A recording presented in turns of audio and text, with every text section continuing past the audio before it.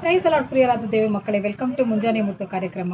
ಪ್ರಿಯರಾದ ದೇವ ಮಕ್ಕಳೇ, ಒಂದು ವಜ್ರವನ್ನು ತೆಗೆದು ಕಲ್ಲುಗಳ ಮಧ್ಯದಲ್ಲಿ ಬಿಸಾಡಿದರೂ ಕೂಡ ಅದು ಹೊಳೆಯುತ್ತದೆ. ಅಂದರೆ ಅದು ಅದರ ಜನ್ಮತಃ ಸ್ವಭಾವವಾಗಿದೆ. ವಜ್ರವು ಯಾವಾಗಲೂ ಹೊಳೆಯುತ್ತಿರುತ್ತದೆ. ಅದು ಕಲ್ಲಿನ ಮಧ್ಯೆ ಬಿದ್ದಿದೆ ಎಂಬುದಾಗಿ ಕಲ್ಲಿನ ಸ್ವಭಾವಕ್ಕೆ ಅದು ಹೊಂದಿಕೊಳ್ಳುವುದಿಲ್ಲ. ಅದೇ ರೀತಿಯಲ್ಲಿ ಈ ದಿನವನ್ನು ವಿಶೇಷವಾಗಿ ನೋಡುವುದಾದರೆ ಅಂಬೇಡ್ಕರ್ ಜಯಂತಿ ಎಂಬುದಾಗಿ ಆಚರಿಸಲ್ಪಡುತ್ತಿದೆ. ಒಬ್ಬ ಸಮಾಜ ಸುಧಾರಕ, ರಾಜಕಾರಣಿ ಮತ್ತು ಆರ್ಥಿಕ ಚಿಂತಕನಾಗಿದ್ದ ಇವರು ಕೂಡ ಅನೇಕ ಕಷ್ಟ ನಷ್ಟಗಳು, ಅನೇಕ ರೀತಿಯಾದ ಜಾತಿ ಸಂಪ್ರದಾಯ ಕಟ್ಟುಪಾಡುಗಳ ಮಧ್ಯದಲ್ಲಿ ಅನೇಕ ರೀತಿಯಾದ ಹೋರಾಟಗಳನ್ನು ಎದುರಿಸಿದರೂ ಕೂಡ ಅವರು ಅವೆಲ್ಲವುಗಳನ್ನು ಮೆಟ್ಟಿ ನಿಂತು ಒಂದು ರಾಷ್ಟ್ರ ನಾಯಕರಾಗಿ ಬೆಳೆದರು. ನಾವು ಆತ್ಮಿಕ ಜೀವಿತದಲ್ಲಿ ನೋಡುವುದಾದರೆ ಸತ್ಯವೇದದಲ್ಲೂ ಕೂಡ ನಾವು ಅನೇಕ ಉದಾಹರಣೆಯನ್ನು ನೋಡಬಹುದು. ಉದಾಹರಣೆಯಾಗಿ ದಾನಿಯೇಲನು ಬೇರೆ ಬಾಬೆಲ್ ಸಂಸ್ಥಾನಕ್ಕೆ ತೆಗೆದುಕೊಂಡು ಹೋಗಿ ಅನ್ಯ ಜನಗಳ ಮಧ್ಯದಲ್ಲಿ ಜೀವಿಸುವುದಕ್ಕೆ ಪ್ರೇರೇಪಿಸಲ್ಪಟ್ಟರು. ತನ್ನ ಯಥಾರ್ಥತ್ವವನ್ನು ಬಿಡದೆ ದೇವರಿಗಾಗಿ ಸಾಕ್ಷಿಯಾಗಿ ನಿಂತನು.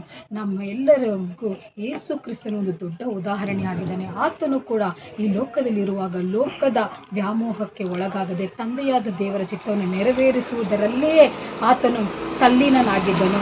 ಈ ದಿನಗಳಲ್ಲಿ ವಜ್ರದಂತೆ ನಮ್ಮಲ್ಲಿಯೂ ಕೂಡ ಅನೇಕ ವೈಶಿಷ್ಟ್ಯವಾದ ಗುಣಲಕ್ಷಣಗಳನ್ನು ದೇವರು ಕೊಟ್ಟಿರುತ್ತಾರೆ.